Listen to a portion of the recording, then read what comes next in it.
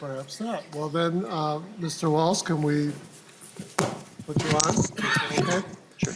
All right, so we're going to do a house research of the accounts in this division, and I've asked our fiscal staff, Mr. John Walsh, to walk us through those. And I suspect we've got info in the packet to pull out. Mr. Chair, there is a spreadsheet that says Public Safety Account Overview in the folder. At some point, it should look like this. It's about a 4 or 5 page spreadsheet. All right, so let's make sure all the members are there, including the chair.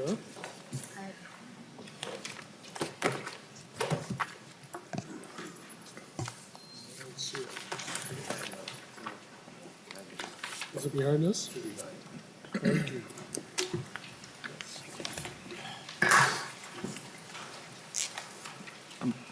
All right, so if we all have the spreadsheet, then Mr. Walsh. Mr. Chair, I'll just run through this relatively quickly. This is, for members who are new to the legislature, this is generally what our spreadsheets will look like.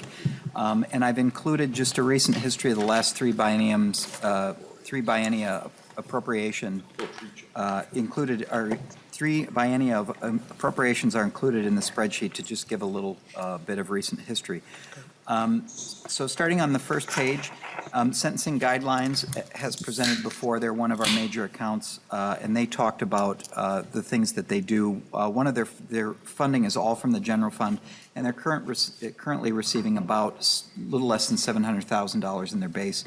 It's all general fund money. One of the key functions that they perform for the committee, though, is in doing fiscal notes for anything that would change a criminal penalty or create a new one. And it's their recommendations that set off the major costs for those bills.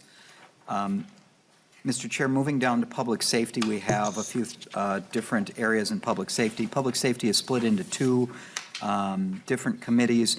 Transportation gets the transportation functions of transporting people or goods, and we get the functions of Homeland Security and Emergency Management, Bureau of Criminal Apprehension, Fire Marshal, Board of Firefighter Training, Gambling and Alcohol Enforcement, Office of Justice Programs, which we'll present here in a little bit, Emergency Communications Networks, and then the other functions and the administration of public safety are housed in the other committee.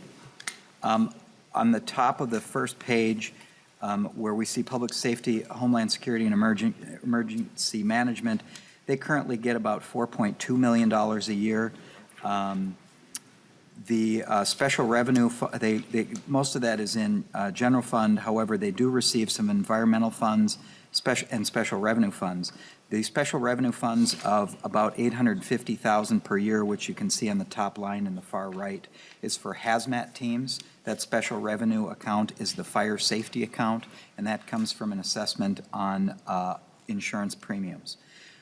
For the environmental fund, they get $72,000 a year. That is for keeping a hazardous materials database, and the rest of their funding is general fund. So moving to the next page, the Bureau of Criminal Apprehension. They've presented here before as well. They're receiving about $50 million a year in general fund money. They also receive about $2.3 million annually from the Trunk Highway Fund. As most of you know, the Trunk Highway Fund is made up of funds from both gas tax collections and I believe there's some license fee revenue in there as well. The $2.3 million a year is generally to do lab testing work on for arrests that were made on trunk highways, essentially by the State Patrol. Those can be DWI or drug seizure cases. Also, they receive $7,000 a year in state government special revenue funds, and those are for training purposes that they have. They do some training of other law enforcement agencies, and that's what those $7,000 a year are used for. Mr. Chair, moving down on line 60 to the fire marshal. Over the last few years, in the 14, 15, 16, 17 biennium, the fire marshal appropriation included appropriations for the Board of Firefighter Training, which is shown below, beginning on line 72. Those were broken out as a separate appropriation beginning 2 years ago. Those funds, again, are 0.65% assessment on insurance premiums, and those dollars are from the fire safety account. In the fire marshal, they will have dollars that are for inspections, but also for Task Force 1, air rescue, and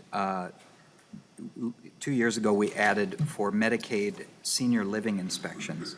The Board of Firefighter Training below is now receiving about $5 million a year, again, from the fire safety account for firefighter training and education, some Task Force 1 dollars, and Minnesota Air Rescue Team. Mr. Chair, I made that confusing.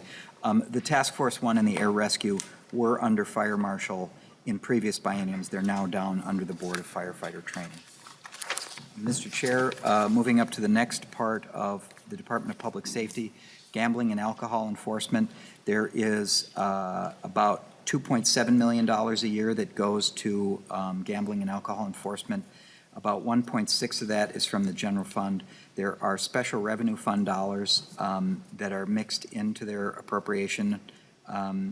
Of the $740,000 a year in special revenue fund, $70,000 of that is from the Gambling Control Board, and that is for electronic pull tab enforcement. And $700,000 of that is for from revenues and for inspections due to 2 a.m. bar close. Mr. Chair, moving down to the Office of Justice Programs, who will present here shortly. They have about $38 million a year in general fund and $96,000 a year from a state government special revenue fund. The $96,000 a year goes to parenting time centers, which tend to do supervised parenting visits or exchange of children where there's a contentious custody case. Moving down to line 122, emergency communications networks, about $77 million a year for the emergency communication networks throughout the state, 800 megahertz, and that comes from the 911 fees placed on telecommunications bills. So, Mr. Chair, the portions that we have of public safety amount to a little less than $200 million a year from all the various funds. The next account we would have is the Post Board on line 139. They receive special revenue funds, which are essentially a portion of the fees on criminal fines and surcharges are diverted to the Post Board. Recently, in 2018 and 19, they received $6 million a year in general fund for peace officer assistance training, and these were essentially one-time funds. I believe they sunset in 4 years. I think there was a $24 million total appropriation to do some increased peace officer training reimbursements through the Post Board with general fund. Mr. Chair, moving down to the Private Detectives Board, it's a smaller account, general fund, and they receive about $192,000 a year. Moving down to corrections. Corrections is entirely funded from the general fund. They are split up into 3 areas: institutions, community services, and operations support. In institutions, would be all the funding for the food, the health care, and the pay of the guards and other needs of the institutions. That amounts to $426 million a year. In community services, the majority of the community services appropriation is for probation costs. They receive $130 million a year. 106 of that is for probation, both at the state and pass-through monies that flow to the counties. Mr. Chair, in operations support, this is their main office, their HR functions and other administrative functions of the agency, is about $28 million a year, again, all general fund. Bringing corrections to about $585 million a year will be their base going into this biennium. There's also an annual transfer from the general fund to the community justice account. This was an account that was set up in the drug reform bill of 2 years ago. This money flows into this account and I believe is awarded to grantees through OJP, which we'll present here in just a few moments. The total amount of spending from all funds in our bill for the current fiscal year is $792 million. That'll be the starting point for this biennium when we get the governor's budget and what the governor chooses to add with available money in the forecast. Mr. Chair, I did want to add that what we're looking at here for all of these agencies are the dollars that we appropriate in the bill. There are other dollars that flow to these agencies that are federal funds, and they may have some internal funds that are statutory appropriations or open and standing appropriations. These might be, for example, the MinCor account, which is an enterprise fund at Department of Corrections, where they have the authority to collect money from the products that they sell, but then they automatically have the ability to use them to pay the inmates who perform the work in those functions to buy supplies or new equipment. The federal funds, when we receive the budget books from the governor's budget, will list all of the federal funds that flow into each agency. At the back of that agency section, there will be a grant table for all of those federal funds and what their uses are. Primarily, those funds are appropriated by the federal government for specific functions. They are not discretionary funds and must be used for the purpose of which they are appropriated, so we have little say. The major exception to that, there's sometimes major grant pools, and OJP gets a major source of those grants. I believe the grants flowing into the OJP for several years. There are grants for fiscal 17 and 18 from the federal government totaling about $105 million.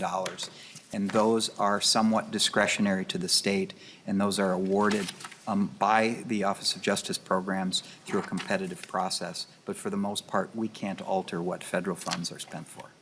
Mr. Chair, I hope that wasn't too confusing or rambling, and I'll answer any questions. Not at all, Mr. Wells. I think they're very concisely well done. Are there any questions for our fiscal staff? Representative Chairman Dean. Thank you, Mr. Chair. And I have a few questions. If you can just explain briefly some of the significant increases proportionally. For instance, on line 12, the special revenue fund that jumps from, in the past biennium, $604,000 to $850,000. And what is the explanation for that 30-some-odd% increase? And I've got a few other ones. If you'd rather just do them one at a time, that'd be great. Let's do them one at a time. That's fine. Yeah, Mr. Walsh. Mr. Chair, so if you, and Representative Dean, if you would look down to line 22, emergency response teams, that was a 2-year increase, 346 the first year and 246 the second year. And so if you add the 246 to the base of 604, it adds to 850 on line 25, and then that carries forward up into the base for the next year.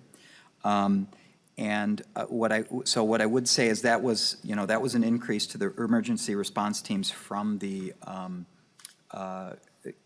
fire safety account. There had been money accumulating in those accounts that had been going unspent, and the legislature basically used those monies at the request of the Firefighter Training Board to increase appropriations to certain things.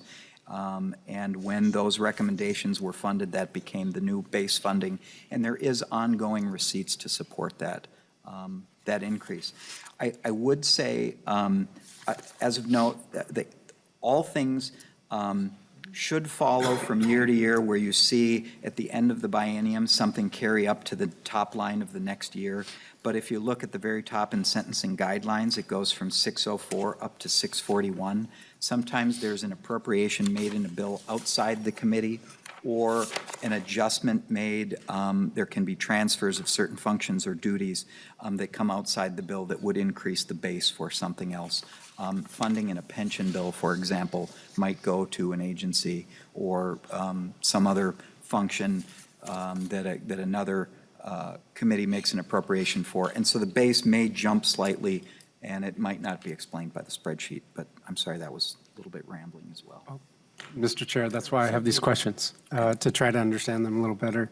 When I also then look at line 32, I believe it is, under the BCA, in the previous fiscal year, it was 47.9 and 42.5, and it jumps to $50.8 million.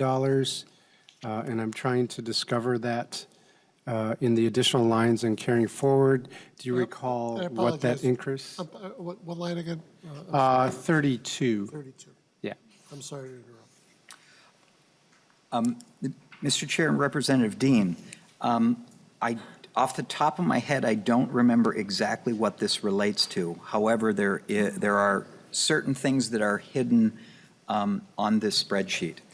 And there were certain years where we did, through language in a bill rider, saying that an agency may receive $1 million for something in years 16 and 17, but the base would be higher in the following years. And since you're not seeing those adjustments in this spreadsheet that were done through language, that established a higher base, which Minnesota Management and Budget then included as a higher figure in the future years. So for example, I believe on line 37, I'm not exactly sure if this was one of those instances, but we did some computer replacement for the BCA in previous years, and we gave them appropriations in the biennium that we were appropriating for that were smaller than the tails that we allocated in the budget riders in the bill.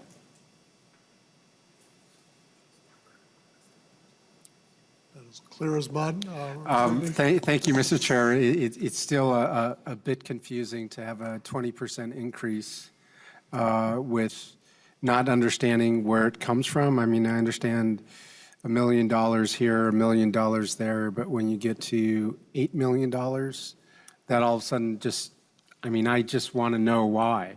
I'm not saying that there's anything unusual happening here. It's just, whenever we see that, I think it's important to understand. I mean, when we look at the fire marshals in the Board of Firefighter Training, we see a drop in the fire marshal from almost 21 million down to just over 12, but we also see the new training account of $10 million.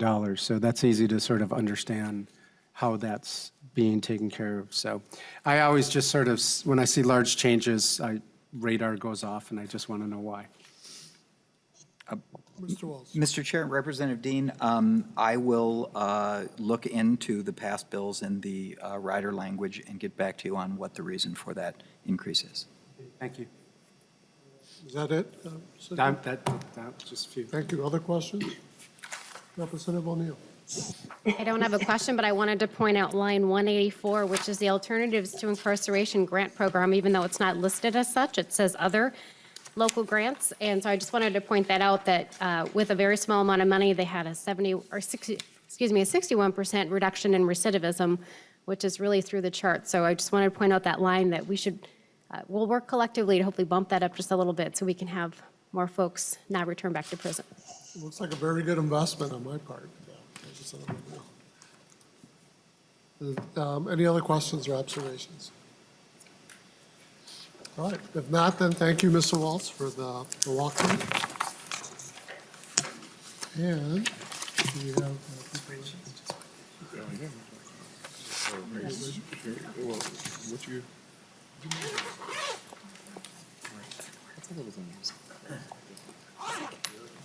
oh, okay. Okay.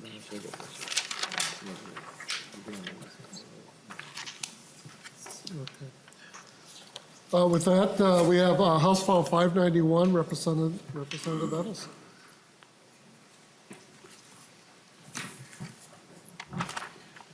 Representative Edelson, thank you for the wonderful donuts. They didn't distract me at all from Mr. Walsh's. Well, I was saying that it's not really fair after lunch to bring the snacks as a freshman, but I'm glad that Representative Johnson, I think, and Chair, thank you for eating them. Members, Chair, I motion to hear House File 591 and adopt amendment, the DE1 amendment, which all of you, I believe, have copies of now. Okay. I'm seeing nodding heads, so I'm going to go with a yes. Just want to make sure we all have the amendments is set. Okay, very well. So Representative Edelson moves House File 591 be laid over for possible inclusion. And Representative Edelson also moves the DE1, delete everything amendment, which puts the bill in the shape that she wishes it to be before us. All in favor of that motion, please say aye. Aye. Opposed, same sign. Motion prevails. Representative Edelson, your bill is shaped up the way you want it. Well, very good. Thank you. Chair, committee members, my name's Heather Edelson. I sit on this committee with you. It's interesting to be up here. It's very exciting. I'm the representative for Edina, and it is my honor to propose this piece of legislation to you today. House File 591 makes kids visible. What this legislation explicitly does is during a court proceeding directs the courts to ask if the defendant is a parent, guardian, or caregiver to a minor child. And if the defendant is a primary caregiver and the defendant faces a term of imprisonment, the judge may, in their discretion, request the probation officer to complete a family impact statement for the purpose of providing the court with a sentencing option other than a term of imprisonment. The family impact statement includes the relationship between the defendant and child, the impact of the financial needs of the child, the availability of the community and family to support the child, and the likely impact on the child's health, safety, emotional well-being, and education. This legislation gives the court important information to consider when they are making decisions. Oftentimes, what happens to a child is not the primary concern in these sort of court proceedings. But children of incarcerated parents suffer. The data shows that children of incarcerated parents experience significant hardships that lead to an increase in mental health disorders, anxiety, depression, housing instability, behavioral acting out, and academic decline. Among many other concerns, including adding to their ACEs, adverse childhood experiences, which we know have lasting damaging impact on kids. When the court has to make complex decisions at sentencing, it should be armed with as much knowledge as possible. This bill would be a step in the right direction to ensure that children and other families impacted are considered in that decision. Children may be only 20% of our population, but I promise each and every one of you, they are 100% of our future. Chair and committee members, I am honored to have several testifiers here today. And I'd also like to do just a note in your packet. I have a letter in support from Ryan Gary from the Minnesota Association of Criminal Defense Lawyers. I also have a letter in support from Hennepin County Attorney Mike Freeman. And the third letter will actually be read on testimony. We had made to do a copy, and you might have one, but it's not readable. So I'm going to go ahead and call Judy Matinich up to testify first. Very well. Welcome to the committee, Ms. Makinich. And let me, as you come forward, perhaps you can spell your name out for the record so that we make sure we get it correctly in the minutes. That'd be terrific. Thank you. Welcome. Yes, thank you, Mr. Chair and committee members. Julie Matinich, Matonich. And I am a Minnesota attorney, and I'm also currently the chair of the board of a Minnesota nonprofit, Children of Incarcerated Caregivers. Children of Incarcerated Caregivers, or CIC, is a Minnesota nonprofit organization that was founded in 2015 to promote the well-being of children impacted by the incarceration of a parent or other caregiver. Recognizing the devastating consequences that parental incarceration can have on children, CIC works with advanced researchers to determine the needs of these children and then collaborates with decision makers and community leaders to develop resources that support the children and their families. Through its research, CIC identified the use of family impact statements at sentencing as a way to make the needs of the children visible to judges, lawyers, and probation officers when a parent or caregiver is being sentenced. CIC researchers found that international governing bodies and organizations have called for courts to consider the interests of children every time a parent or caregiver faces imprisonment. National associations, including the National Conference of State Legislators, and decision makers in other states and cities have recommended or implemented the use of family impact statements before sentencing as a way to make the courts aware of the needs of these children. Based on its findings, CIC urges the Minnesota legislature to pass the proposed legislation before you today to encourage the use of family impact statements. This legislation would not diminish the court's discretion to impose proportionate sentences. Rather, it would provide important and relevant information to help courts make decisions in the best interests of children, families, and the community at large. It would encourage courts in appropriate cases to consider community-based sentencing alternatives and supervision that strengthen families and enable defendants to uphold their responsibilities to children in order to minimize collateral harm to those children.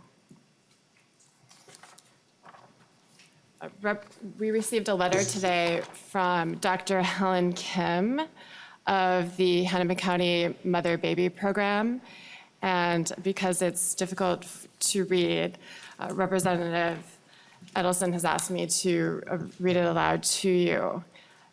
To the House of Representatives of Minnesota State Capitol, I am the director of the Mother-Baby Program and Red Leaf Center for Family Healing at Hennepin Healthcare.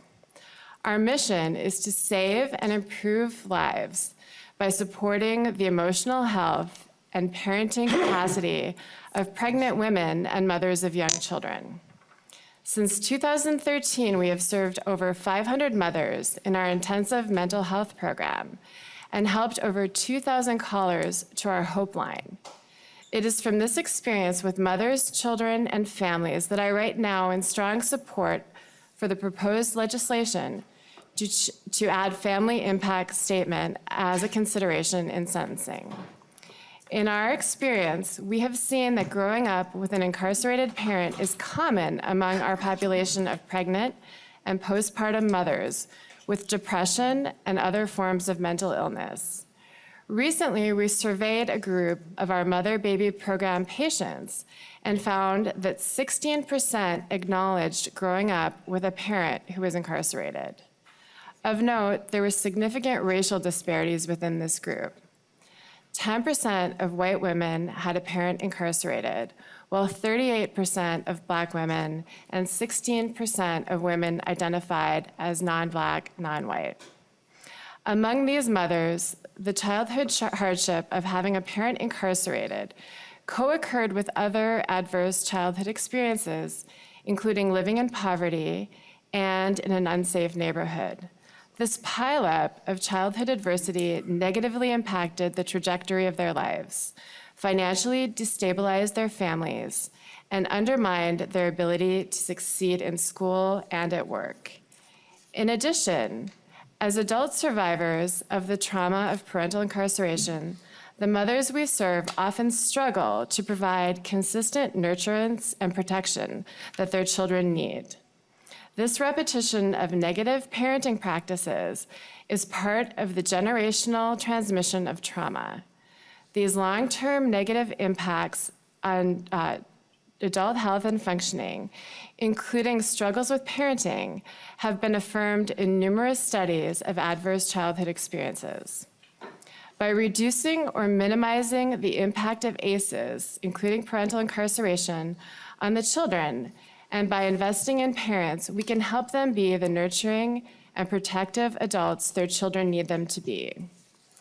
Building parent capacity is essential to disrupting the cycle that keeps some families, generation after generation, mired in a web of poverty, family dysfunction, and system involvement with child protection, corrections, mental health, and social services. This proposed family impact statement will make children visible to the court.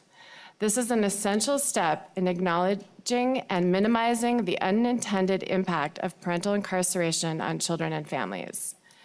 Minimizing separation of parents, allowing incarcerated parents to stay engaged with their children, and supporting children and families experiencing the trauma of having an incarcerated parent are all important considerations at the time of sentencing. Thank you, and please contact me if you have any questions or comments. Sincerely, Helen Kim, MD, Director, Mother-Baby Program, and Red Leaf Center for Family Healing, Hennepin Healthcare, Clinical Assistant Professor of Psychiatry, University of Minnesota. Thank you, Ms. Matinich. Thank you, Julie, for your testimony. Representative Edelson, we'll take all your testifiers and then open up the Perfect. questions. Thank you, Chair. I'd like to next call up, and Julie will remain at the testifiers table with me. I'd like to call next Judge Wernick.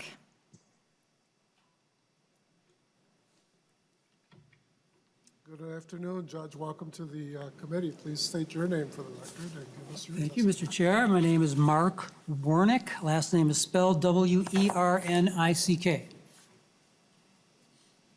Welcome, Thank Mr. Judge Warnick.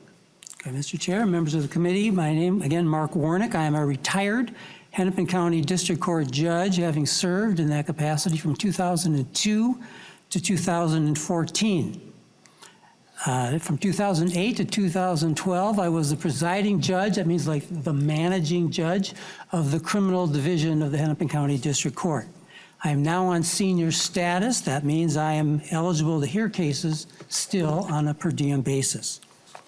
I am also a member of the Minnesota Sentencing Guidelines Commission. I was appointed to the commission in 2015 by Governor Dayton. My term expired in January of 2019, along with Governor Dayton's term, but I still do serve on the commission until Governor Walz appoints my replacement. I have not re-upped for a new term. I am here in my personal capacity. I am not representing the Guidelines Commission. I'd like to begin by explaining how this bill relates to the Minnesota Sentencing Guidelines. The guidelines, as I'm sure you know, directs judges to impose a sentence within a certain range based on the severity of the offense and the defendant's criminal history. That range is called the presumed sentence. If the judge imposes a sentence other than the presumed sentence, that's called a departure, and the judge must justify the departure either in writing or on the record.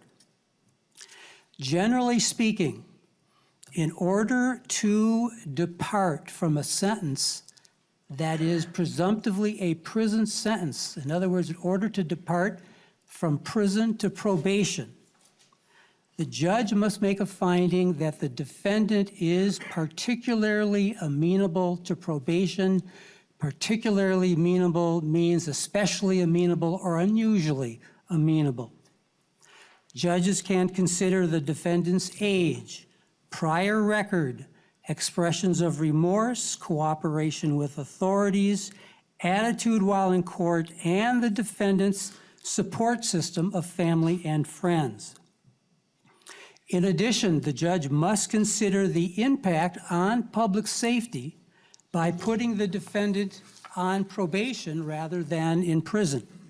Minnesota appellate courts often say that departure for probation in a presumptive prison case, a departure for probation must be not only good for the defendant, but it must be good for society.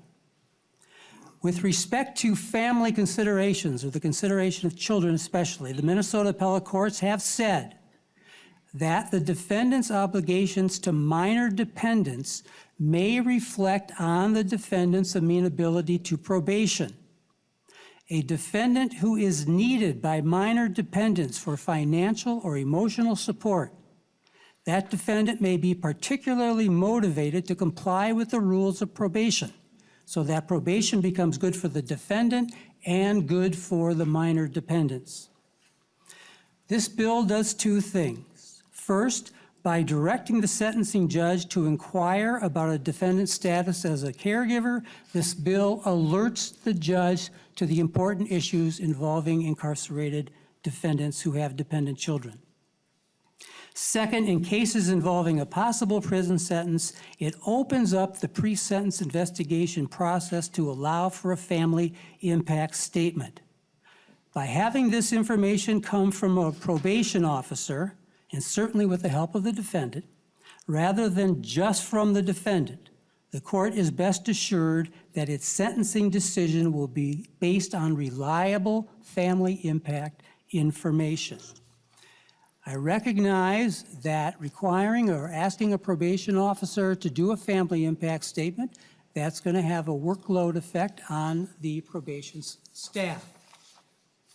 In my experience, at least in Hennepin County, probation officers already describe in their pre-sentence investigation reports what the defendant's family background is, including information on parents, children, and significant others. Most of this information is provided to the probation officer by the defendant during the interview process, and then the probation officer can go and verify information where he or she thinks appropriate. The family impact statement requires, in my view, another layer of analysis, but it doesn't create a whole new inquiry that the probation officer was not going to otherwise do. Also, judges can screen out frivolous requests for family impact statements. If this were my court, I would require a defense lawyer, before I would order such an impact statement, I'd require the defense lawyer to make some preliminary plausible showing that a family impact statement is going to help me make the decision that the defendant is asking me to make. Finally, I would note that oftentimes defense lawyers will do almost all the legwork on this issue. They will gather all the facts necessary for the judge to make a family impact statement, and here the probation officer would simply have to verify that the information is true for the judge and then offer their analysis as well. So that is what I think this statute does. Judge, thank you for that. Was a very helpful walkthrough. I had all sorts of questions about what's currently happening, what are informal processes, and so you were able to provide both some the practice as well as the concepts behind the current practices, and therefore the setup for this particular proposal. I really appreciate that. If you can stick around for possible questions, I would greatly appreciate it, Judge. Thank you. Thank you, Judge. Thank you, Chair. I would like to now call up Dr. Rebecca Schlafer, and she's from the University of Minnesota Medical School. Welcome to the committee, Dr. Schlafer. Thank you. Mr. Chair and members of the committee, thank you for the opportunity to testify today in support of House File 591. My name is Rebecca Schlafer, and I'm an assistant professor in the Department of Pediatrics at the University of Minnesota's Medical School. My background is in developmental child psychology and maternal and child public health. My research and teaching at the university focus on the intersections of incarceration and health, and I'm a national expert on the impact of incarceration on children and families. Stories are powerful, and you'll have an opportunity to hear one of those stories next from Miss Mary Britz. For me, as a scientist and researcher, I want numbers. I want to know just how many stories like Mary's exist. But Minnesota, like many other states in the country, does not systematically track the number of parents who are incarcerated or the number of children who are impacted. And so in 2014, I worked closely with the Minnesota Department of Corrections to develop a study to do just that. Now, our state has some of the best data in the country on this issue. From this study, we learned that 2/3 of men in prison are fathers with minor children, and more than half of them lived with one of their children prior to their arrest. Among incarcerated women, 3/4 are mothers with minor children, and the majority lived with their children prior to arrest. And so on any given day, there are more than 16,000 Minnesota children that are separated from their parents because their parents are in prison. My colleagues and I also advocated to have a question added to the 2013 Minnesota Student Survey. From that survey, we found that 1 in 6 Minnesota youth has a history of parental incarceration. Further, we found that Minnesota youth with a history of parental incarceration fared worse than their peers on every single measure of health and development. They were more likely to be depressed, skip school, use drugs, and be engaged in violence. We know that the separation of parents and children is traumatic and can have lifelong consequences on children's health and development. My hope is that this legislation gives judges and key decision makers the information they need to make the best decisions to support Minnesota children and families. Do those 16,000 Minnesota children need to be separated from their parents? Or can we identify alternatives to incarceration that hold parents accountable and don't unnecessarily separate children from their parents? Thank you for the opportunity to testify today, and I'd be happy to take any questions. Thank you, Dr. Schlafer. And if you could also stick around, that'd be great. But I just want to very quickly make sure I heard this correct. You said 1 in 6 youth? That's correct. From the Minnesota Student Survey, which is a survey of 5th, 8th, 9th, and 11th graders in our state and is administered every 3 years, that question about parental incarceration was asked of the 8th, 9th, and 11th graders. And they're asked specifically about whether or not they've ever had a parent or guardian in jail or prison. And so that 1 in 6 statistic is about any history of incarceration, and it's about 2% of Minnesota youth who have a parent currently incarcerated, and 1 in 6 who have any history of incarceration. It's staggering. All right, thank you. We do have questions, but I'm going to hold off for the other 2 witnesses, as I said And earlier. the doctor is going to And then stay we'll as well. Circle around. If anyone needs to leave, let me know, because we'll pull you back up to the testifiers table as quickly as possible. Representative Edelson. Thank you, Chair. I have 2 more testifiers. And thank you, Doctor. So my next testifier is Mary Britz. She's the Executive Director of the Blaisdell YMCA, and she's going to give us personal testimony of her experience in this matter. Thank you. Welcome to the committee, Ms. Britz. Thank you for having me here, Chair and Committee. My name is Mary Britz, B-R-I-T-T-S, and I'm the Executive Director of the Blaisdell YMCA. But today I'm going to talk about, excuse me, a personal friend of mine. I met this family about 15 years ago, and her middle daughter and my daughter were AAU basketball companions, and they were, yes, definitely Division I hopefuls. They played all of their AAU together from their 4th grade year all the way up until their senior year of high school. In 2011, they both graduated, and in 2012, her mother was incarcerated.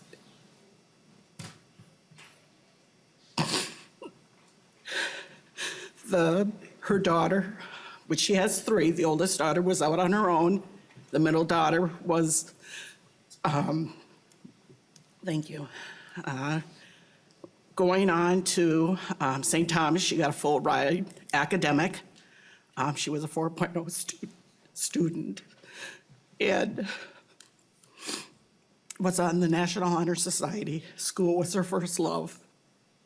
The youngest daughter was going into her sophomore year of high school. The middle child ended up dropping out of school and went back to the house to try to save the house and work full-time.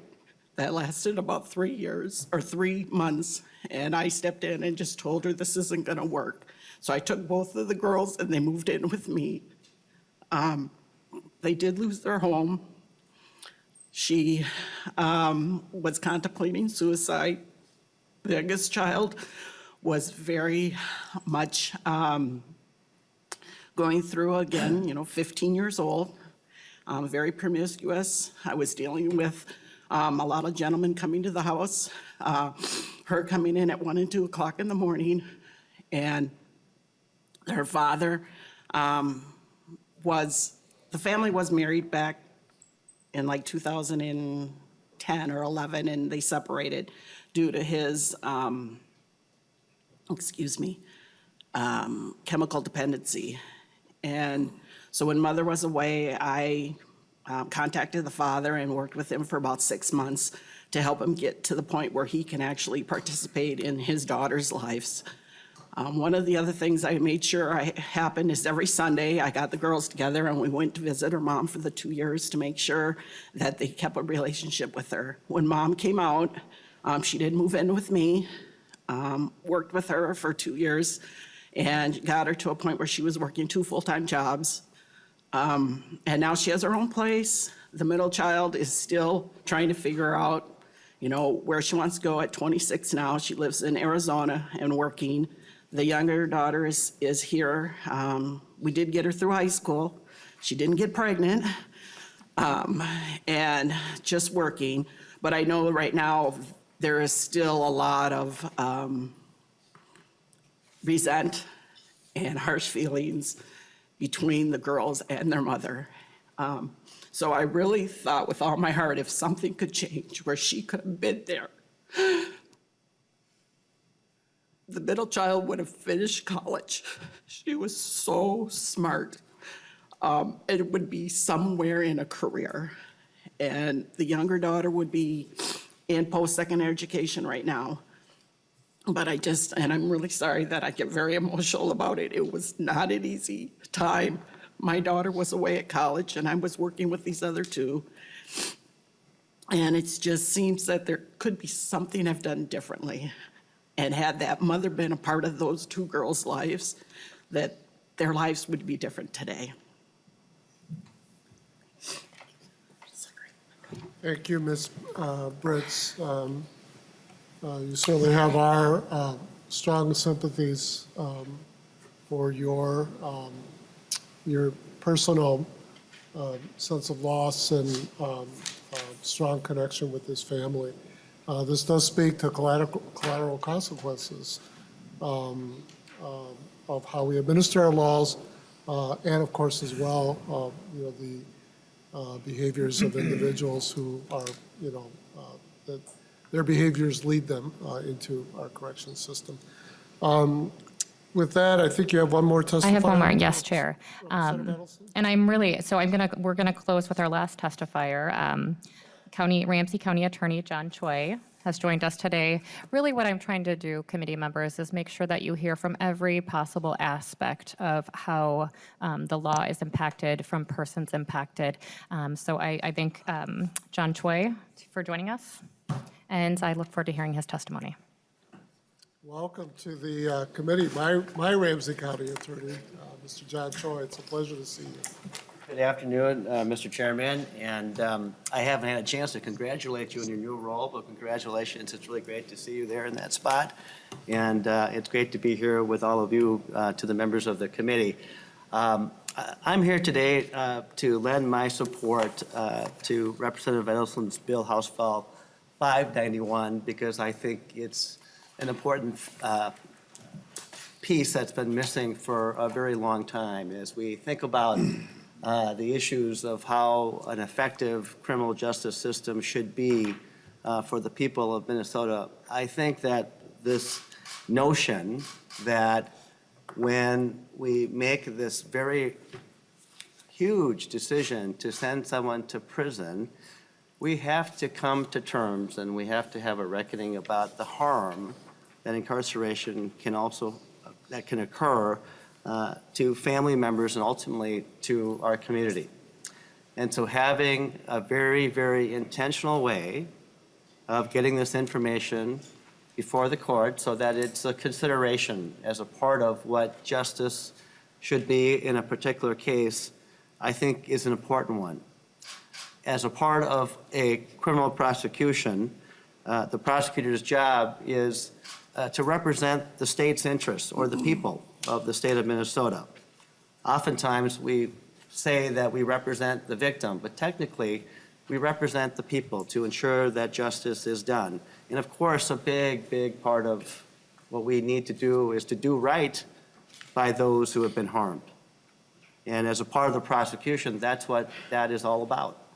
But when we get to a point where there has been a conviction, and the question is about what is the appropriate sentence. And oftentimes our society for a very long time, we have focused very much on punishment. And we do ultimately what we think the people want us to do. But I think as more and more people have become attuned to the things that happen in our criminal justice system and how we can make it better, these types of thoughts or ways of thinking about incarceration, I think are really, really critical. And so what this bill does, in my opinion, is that it intentionally puts it into that process so that the people that ultimately have to make that decision, which are the judges in the sentencing area, that they're going to be thinking about this. And it's not to mitigate or undo any harm to the victim. What it's doing is to ensuring that the quality of justice in our community and our future is being thought through as well. Because the information that was presented earlier, it is true. It is very true that when parents, caregivers are sent to prison, there is harm that is done to the kids of those parents. And we need to, I think, better understand that and have a process by which we think about that. And at the end of the day, I think if we think about some of the negative and bad things about the criminal justice system, I see so many people and families who cycle through over and over and over again. And we kind of do the same thing over and over again. It's the definition of insanity. We kind of want different results, but we're not necessarily getting it. And so this is an opportunity, I think, as a state to express some values that I think are fundamental to all of us here in this room. So I encourage all of you to support this bill. Thank you, County Commissioner Choi. I appreciate the encouragement for us to be inclusive and expand the notion of justice. And the way you frame this up in terms of obviously always paying attention to justice for the victim and understanding that there's also justice for the people generally. And of course, as Ms. Britz, very eloquently and powerfully put, there's a human face when it comes to impact on all members of the community, including family members and including minors. So thank you for your approach and your advice here. Representative Edelson, at this point, I would say we'll open it up for questions. Is that? Yes, Chair, I'm ready to open it up for questions. Very well. We do have several questions from members. Representative Nash, welcome. I trust you are okay. I heard you had a mishap. Thank you, Mr. Chair. Yes, Today, it's good to see you. I was one of the folks that suffered both a break in the ice due to the freezing temperatures and then fell on Monday and on the ice and got pretty beat up. But nonetheless, we're back and we're good. To the author, a couple questions. The judge that you had earlier said that there's going to be a significant impact to the workload. I think he said workload implications for those that are going to be doing these statements. And I looked through the packet. I didn't see a fiscal note of any kind. I don't know if you had requested one. But according to your own testifier, there's going to be now more work that is a result of this. And obviously more work is going to result in a fiscal impact. Did you request a fiscal note that hasn't come, or? Chair. Edelson. Chair, Representative Nash. I don't actually, the judge, I don't know that he said that. So we can call him back up here and just get clarity around that. Judge Wernick, are you here? Okay. Why don't we do that in the meantime? Because with that being said, I will just say that I have been in contact with the DOCCR, the director, CJ, who is in charge of doing these PSI reports. And we have talked through, we will be working together. She's actually coming to my office next week to work through what that's going to look like in terms of workload. Now, Judge Wernick, do you want to just come right back up? Why don't we do that while the judge comes forward? I got a signal from our staff fiscal analyst, Mr. Walsh, who might have something to add to this conversation. Mr. Chair, Representative Nash, I had a conversation with the courts as to whether or not they thought there would be a cost implication. And while they said it's possible, they didn't think, the person I spoke to didn't think there would be a cost on the courts. However, they were going to look into it. They did think there might be an additional workload on probation agents, and so therefore I requested a fiscal note, which has not yet been completed. Okay. Judge Wernick, please. Yes, Mr. Chair. What I said was that this does raise probation officer workload issues, and by my examples, I thought that I was minimizing them. I thought that much of this work gets done anyway. It just adds a level of analysis to it, and that much of the raw data gets supplied by the defendant or the defense lawyer. Very well. Representative Nash. Yes, thank you, Mr. Chair. And as fiscal staff has indicated that there's a potential for fiscal impact, and thus you've requested a fiscal note. I think that would be a prudent thing to look at before we were to vote this out of committee, because we are the fiscal committee of jurisdiction on this. And so I'm sure it's being laid over. I'm going to want to make sure that we address that at least. I think that's fair, because if it does have a fiscal impact, that's something that we need to take into consideration. Second question, Mr. Chair, that I had, and I just want to make sure that I get this correct. Let's set up two scenarios. One scenario where there is family involved, and this is a very important issue, and I'm glad you're bringing this so that we can talk about it. But if there's a situation where there is family involved, and then there's a situation where the person who is going to be sentenced has no family at all, isn't that essentially creating two separate outcomes that is going to be created? I mean, so somebody without a family is going to be getting perhaps a harsher sentence than somebody who has family. And I'm just wanting to make sure, because that's something that you didn't bring up, but it's a question that I've got, and it seems that the judge is nodding. Well, Judge so- Warnick, I'll let you. So the guidelines do address this, Mr. Chair, if I may. The guidelines do address this, and you're raising a good point, because there is that tension. So the guidelines say that a judge can't do a downward departure based on the defendant's employment, or based on what the defendant has attained educationally, based on the defendant's marital status, based on the defendant's living arrangements. You can't say, this defendant got a great job, I'm not going to send him to prison. Or this defendant has a kid, I'm not going to send him to prison.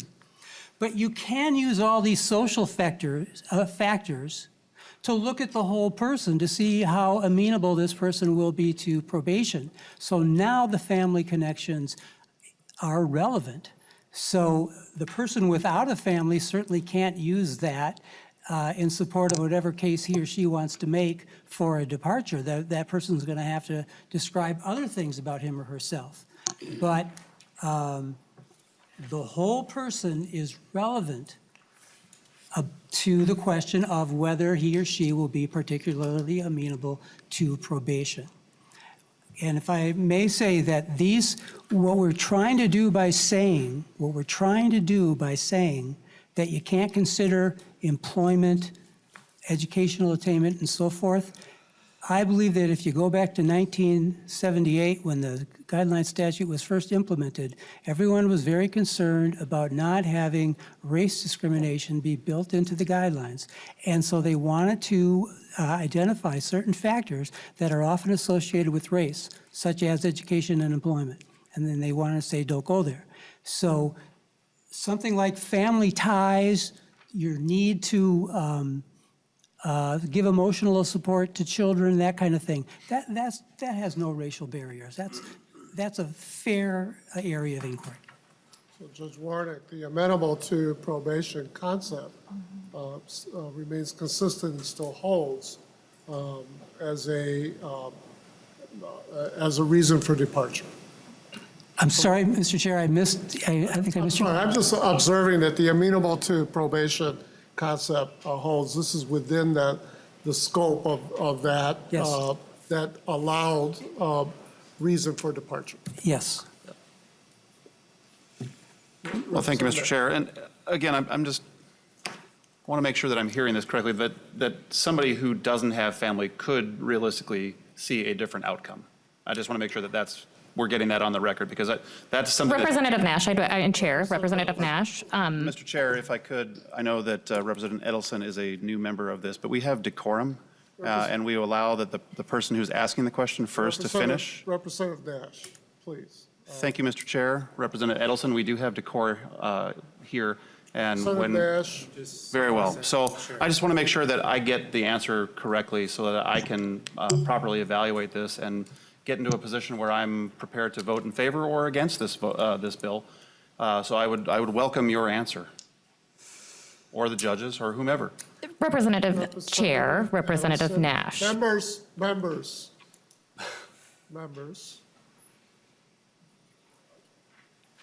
The procedure is to go through the chair. Yes, it is. we are involved in legislation that folks and ideas feel very strongly about and passionately about. And so obviously, we're going to conduct ourselves in a manner where we're going to give each other some room for that passion to come forward.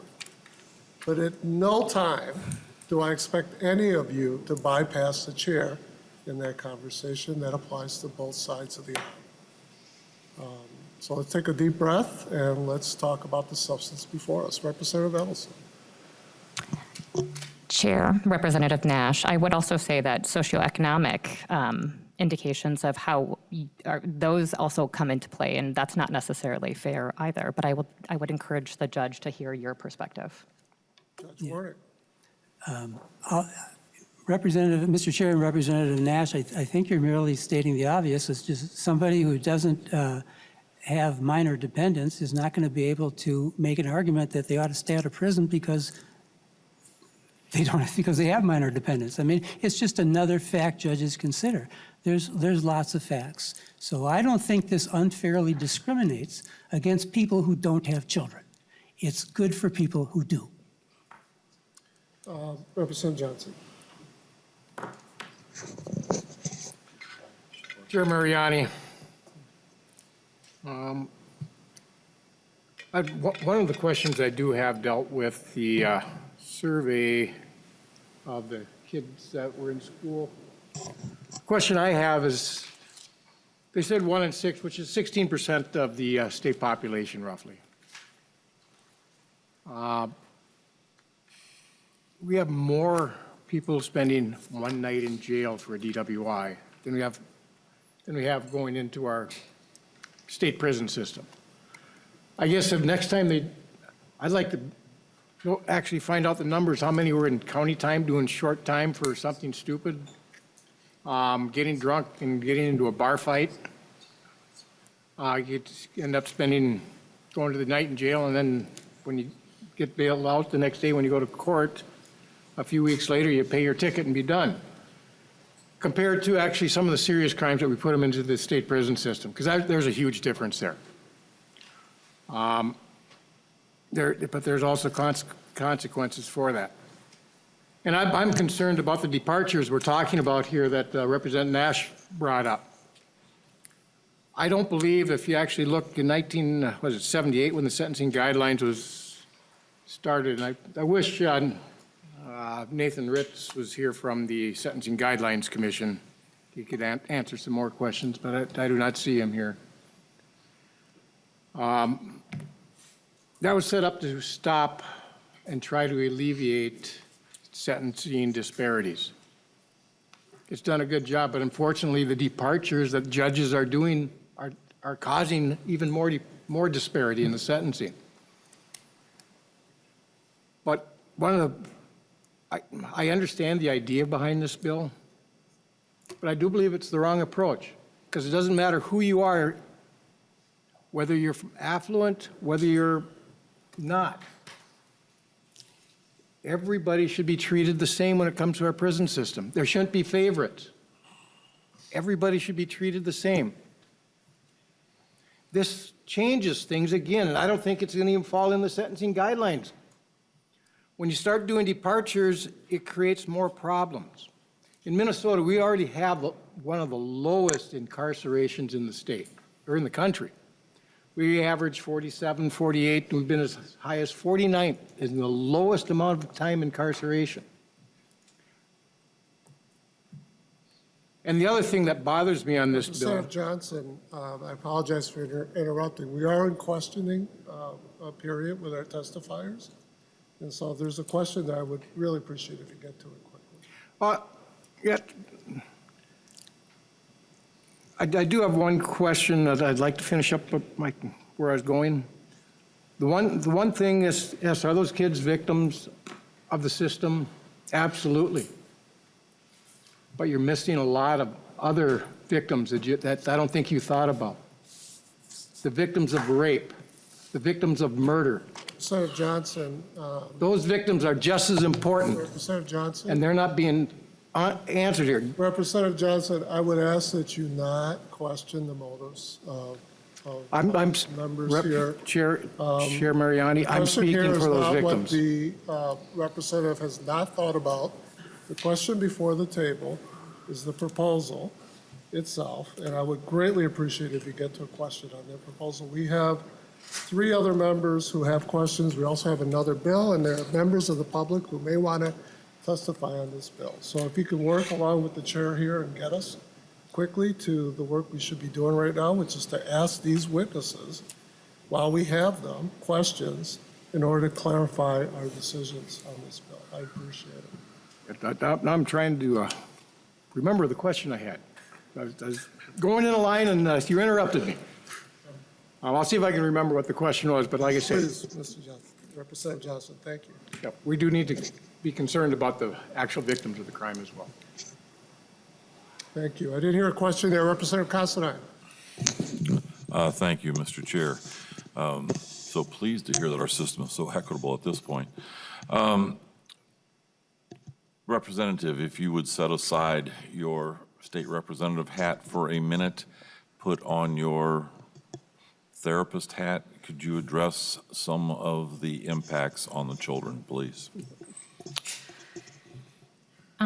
Thank you. Representative Edelson. Thank you, Chair. Thank you, Chair Considine. I'm a child that had a parent that was incarcerated. My mom got into a drunk driving accident where somebody was not hurt, but it was still not a great situation. And I became housing unstable after that. My mom went to the workhouse for 3 months. And after, we had no money, and our life fell apart. My life fell apart. So this piece of legislation is not to Representative Johnson. So some of the things that you're saying, I want to make sure that the judge addresses this. I'm thinking about amenability to probation. There are people that are falling through the cracks right now that can be helped by other means, and we're letting them fall through. I am one of the people that made it through, though I will tell you it was dicey and it was hard. I did, and so this legislation does mean something to me personally. Judge, can you tell me in what instance that you would actually downward depart? Because I want to make sure that we're addressing Chair Johnson's question, which I believe was making sure that we're not letting rapists and violent offenders out. Judge Wernick. Yes, Mr. Chair and members of the committee. So there are some offenses where you can't depart to probation. So, for example, well, there's mandatory minimums. So in some of the top drug offenders, also in any offense involving a firearm where there's been a prior conviction of a firearm, judges can't depart. But I just have to emphasize the public safety part of it. So if you have the more serious the offense, even if a defendant is particularly amenable to probation, if it's a very serious offense, the judge has to consider, well, I can't depreciate the seriousness of the offense by putting this guy on probation. It's so serious that the crime just calls for a prison sentence. And so that's the process that the judges go through.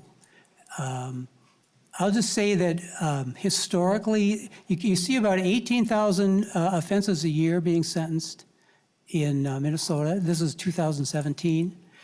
About 6,000 of them are presumptive prison sentences. Those presumptive prison sentences can be anywhere, anything from really serious to just not that serious. And I can go for examples if you want. But of those 6,000 cases, there's about a 35% departure rate where the defendant gets probation. So that's the overall rate. How many of those involve family members we don't keep track of data for? So the departure rate has been that for years and years. That number stays pretty solid. And so that's what it is. But the more serious of the offense is, the less likely you're going to see that kind of departure. You're going to see a lot of them in drug cases, a lot of them in the DWI cases. On the low-level assaults cases, not involving a firearm, we see a lot of departures for probation. But that's my answer. Very well. Representative Mulder. Thank you, Mr. Chair. And just to piggyback off that, because I had some concerns about this bill when I first saw it too. And Judy, I think you, and I'm sorry, I don't remember your last name. Julie Matnich. Julie Matnich, thank you. We talked about this, and one of the things we talked about was how case law already allows for some of these factors to be considered when you're talking about particular amenability to probation. And I looked up the guidelines commentary, and 2D303 of the guidelines commentary talks about those cases at State v. Soto. And so that was very helpful for me to understand that we were talking only about dispositional departures. We're not talking about downward durational departures. This is only dispositional departures. Case law does allow some of this. It just makes it much clearer here and then provides some direction with respect to the pre-sentence investigation information. Am I correct about that? Judge, or? Yes, Mr. or is Chair. that to Mr. Antonich? Judge Waring. You are absolutely correct on that. So, and that was the thrust of my testimony was that this bill does nothing to change the court's authority under the guidelines. It is simply designed to give the judge better information. Senator Muller. Yep, Mr. Chair, I have one more question, and that has to do with the question about workload issues that was raised for probation. And there's some information that courts and probation already collect when someone comes into the system, like if they're eligible for public defender services, for bail, things like that. And I'm wondering if some of that information that's collected early on can then be helpful to probation as they're figuring out family impact here. Judge Waring. Mr. Chair. So in Hennepin County, we do bail evaluations on all felony offenses, and the bail evaluations has some of this information in it. The bail evaluation does go to the court file, so or not to the court file, but it does go to the probation file if we send it in for a pre-sentence investigation report. So your answer is yes. That information is available. Probation will still do the entire workup interview with the defendant. Representative Muller, it seems to me that the dispositional departure framework is really consistent with the approach that we're trying to advance here. So we're not touching, the serious, danger to public safety. We're working within what we've recognized, it seems to me, with this to really advance this idea of a community-centered public safety framework in our state. Representative Pinto, and then Representative Howard. Okay. All right, Representative Howard. Thank you, Chair. Just a quick question that relates in somewhat to Representative Nash's comments that, we want everybody treated equally. And to me, and part of that question presumes that right now everyone's been being treated equally. And I think we see in Minnesota and throughout the country huge racial disparities in our criminal justice system. And just wanted to call attention to the handout, and I believe these are national statistics, that 1 in 9 African-American children have a parent in prison, 1 in 28 Hispanic children, 1 in 57 white children. And I'm just wondering if the author or some of the testifiers would comment on the racial equity component of this bill and its importance in a state, Minnesota, which we talk about our rankings. We are ranked in the very top of states in terms of racial disparities in our country. And this bill, to me, seems like a good bill to address our racial equity gaps, and would just ask for a comment from the author or testifiers. Representative Edelson. Chair, Representative Howard, I would ask that Dr. Schlafer rejoin us at the table as she is an expert in this area.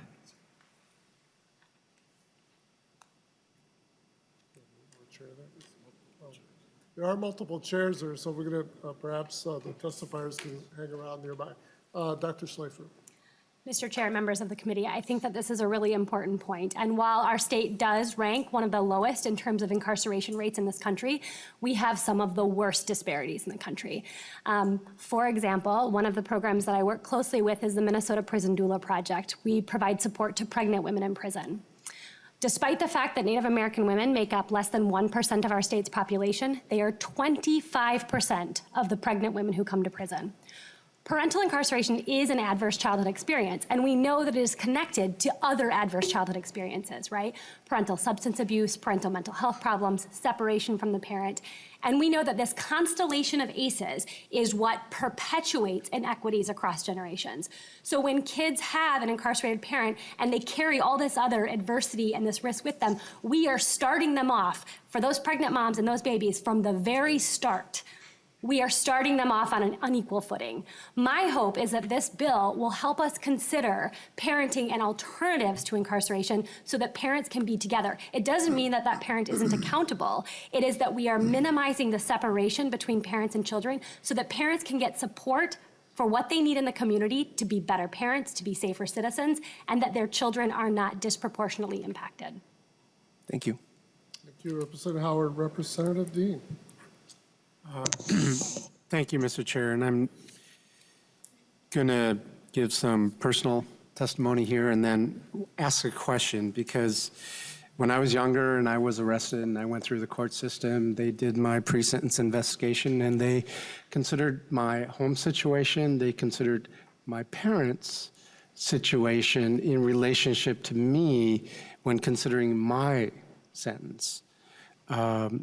And it sort of seems to me that the reverse should be true too, that when parents are in a situation where kids are involved, that the kids are an important part of a family. And I would think that although they may not give the educational support or the other types of things, but that emotional support that kids bring to parents, I think would be really, really important on them moving forward and operating in a different framework in life. So I'm curious why, I mean, I love this bill. I've signed on this bill. I think it's a great bill. I think we need to do this bill. But there's a part of me that wonders why the people that do pre-sentence investigations already aren't taking this into consideration. And I'll just, for the record, I want to say that, you know, there's a lot of may in here. So it's not like we're forcing people to do certain types of preparing of reports. This is really suggestive language to try to change a system that may not be considering something that should be considered. So if someone, I don't know if it's the judge or who it might be, could talk about why this isn't already being done?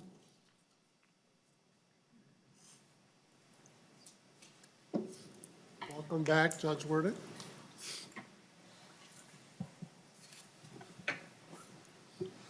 Thank you, Mr. Chair. Representative Dean,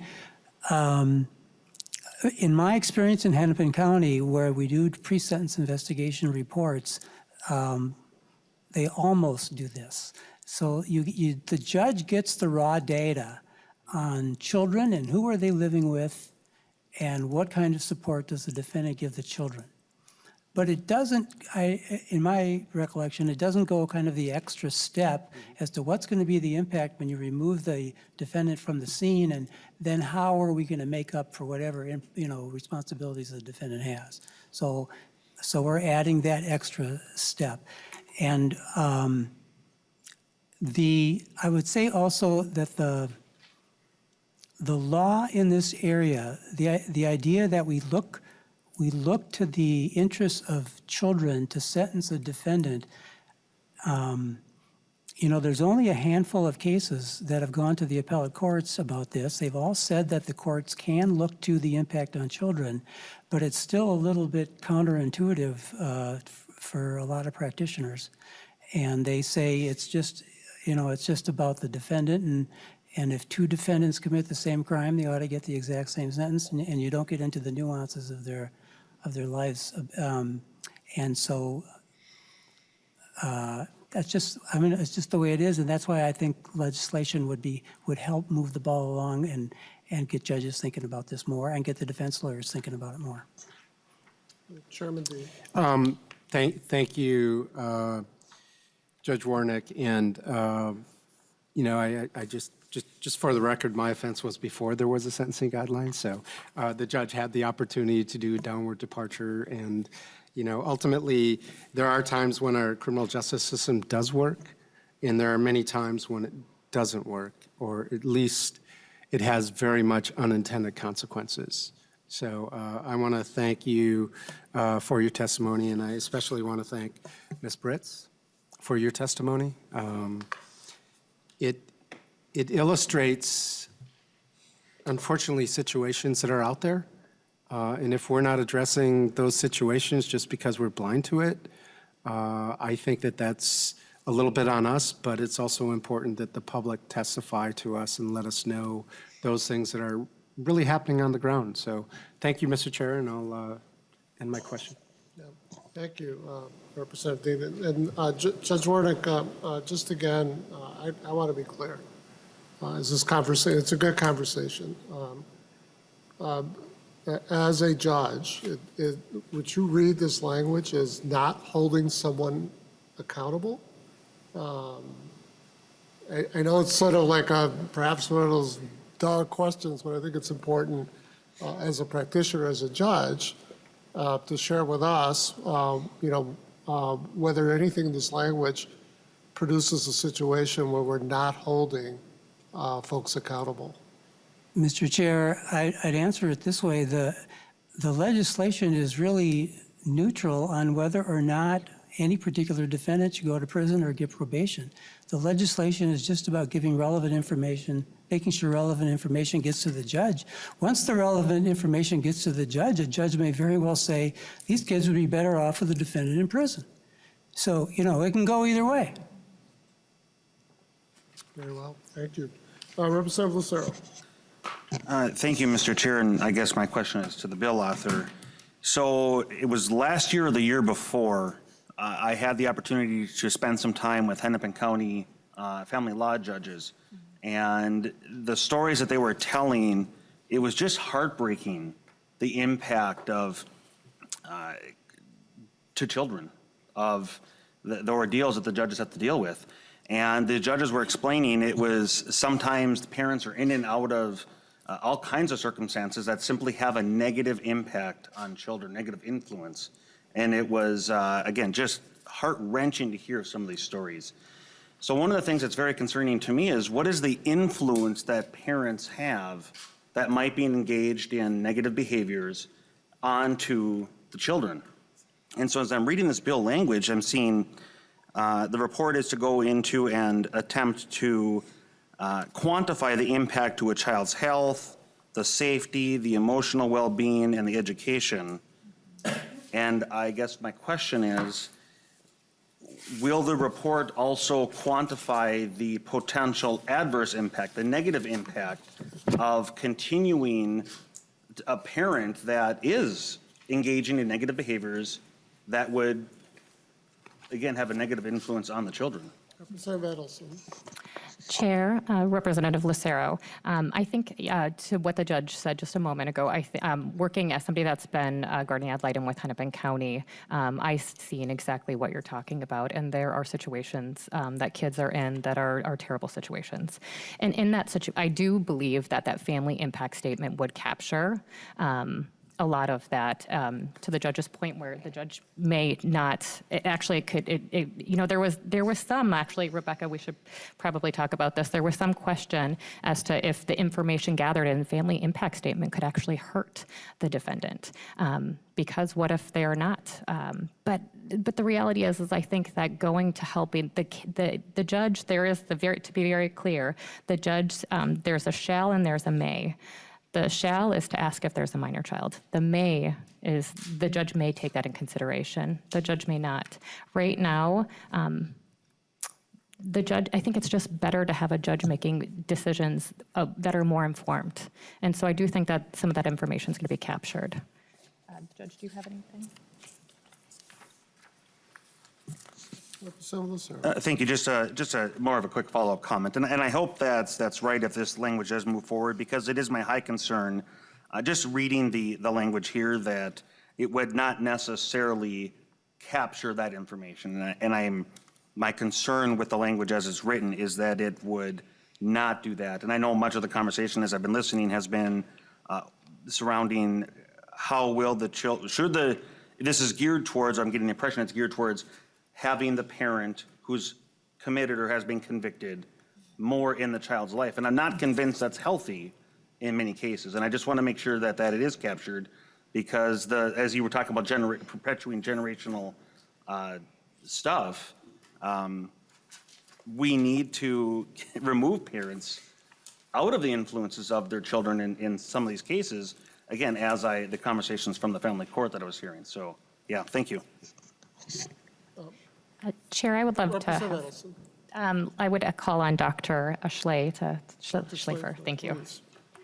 Mr. Chair, thank you for that. I'm also a guardian ad litem in Hennepin County, and I'd like to share a brief story with you about a case that I just recently had. A father was convicted of criminal sexual conduct on his teenage daughter and got 17 years in prison. And I think we can all agree that that father going to prison and not being in that household is what was best for that child. And yet this case really stirred up for me so much about the collateral consequences of incarceration, because that dad was the sole breadwinner for that family. This family, mom didn't work. She was actively involved in their faith community, but had no income. And every single benefit that was coming to that family was tied to the father. And so on one hand, this father's incarceration helped protect that child. And on the other hand, it set in motion this domino effect of financial instability for the family. I don't think that a judge in this case, with additional information, would have made any different decision about that father going to prison.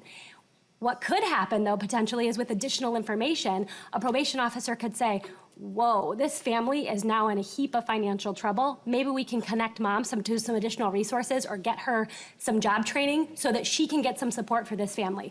Dad does need to go to prison. That child needs to be safe.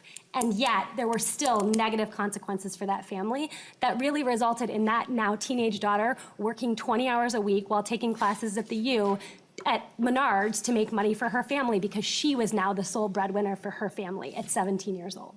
So I don't think that in a case like that, a judge would make any different decision, but I think it gives the judge additional information to make an informed decision, and I think that's a good thing. Thank you, Dr. Schlafer, for a very good description of what I think community center public safety is about in terms of the wholeness of the community, in this case, the wellness of the other parent and that child. Representative Johnson, we have a few minutes, and then we'll move the way over the bill. Chair Mariani, I don't know if the judge could answer this question or not. Judge Warnick. One thing you're talking about, the doing a family impact statement in the PSI. I'm just wondering if they do a victim impact statement in the PSI dealing with the family from the victims. Judge Warnick. And Judge, as you come forward, before we run out of time, I do want to invite you to return next week when we'll have hearings that address the sentencing guidelines. So we have a couple of bills directed, and we'd love to have your presence. Thank you. Thank you. Representative Warnick. Yeah, Mr. Chair and Representatives, yes, pre-sentence investigation reports do have victim impact sections. Mr. Chair. Representative Johnson, we're going to still try to squeeze in Representative Grasso. Yep, I apologize. We'll do that real quick. Where I was going to go, what Dr. Schlafer said, it was interesting what she was saying, but I think I understand the intent of this bill, but I think what we should be looking at is coming up with programs to help these kids and make sure that the community is safe. And if we get some programs to help these kids and those families that are in trouble because of what the suspect did, especially like raping his own daughter, that person, as far as I'm concerned, should be, if he never sees the light of day, it would be too good. But we do need to come up with some programs to help those individuals and those families of these, and the families of those that break the law and have to suffer the consequences so those families don't suffer. Not reduce the consequences because they have families, but everybody should be treated the same. That's what the sentencing guidelines was done. And I do have to say that, yes, judges, even when there's mandatory minimums with a firearm, judges do depart them. I had a judge in my county do a departure. Instead of a 2-year minimum, he did 364 days. It cost my county over $750,000 to house that prisoner because of the medical needs, instead of going to the state correction system where they had the facilities to take care of them. So Johnson, I think we heard testimony that this proposal is within the sentencing guideline principles that have been laid out for a number of years. Representative Grasso, real quick. Thank you, Mr. Chair. And just listening to this today, I just have to ask, some of the questions were already asked as far as your experience, Doctor, with the parents committing felonies. I mean, is there any information out there, the kind of effect that has on the kids, whatever type of felonies that are being committed? Because in my experience as a law enforcement officer, I mean, I dealt with generation after generation after generation, and it didn't matter the color of the person's skin. The crimes that were being committed, that's what I saw. I dealt with grandpa, I dealt with dad, and I dealt with son later. So I mean, these impacts, you know, this is a good thing to take a good hard look at, but these impacts are, you know, is there anything out there on that? Dr. Schleifer, quickly, please. Mr. Chair, I think we know that not all felonies are created equally, correct? And that many of the things that bring people into criminal court are also things that compromise child well-being, right? So parent substance use, dangerous involvement in crime, right? Those are things that both drive one's involvement in the criminal justice system and can compromise child well-being. And so I think that one of the real challenges that we have is how do we break that cycle? We know that the separation of the parent going to prison has collateral consequences for the child's well-being across their life. At what point do we figure out how to keep parents in the community, provide support for the parent and the family so that the next generation doesn't come back in? Representative Edelson, 30 seconds, and then we're going to lay this over. And the chair would certainly appreciate your reflection on the notion of community-centered public safety relative to this bill. I had one more, just one short. Representative Grasso, we're going to have to move. I apologize, we're already 5 minutes over. I just want to have her have a few seconds, and then we're going to lay the bill over.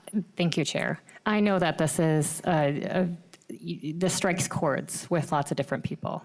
Are we being not tough on crime? Are we letting people off that shouldn't be?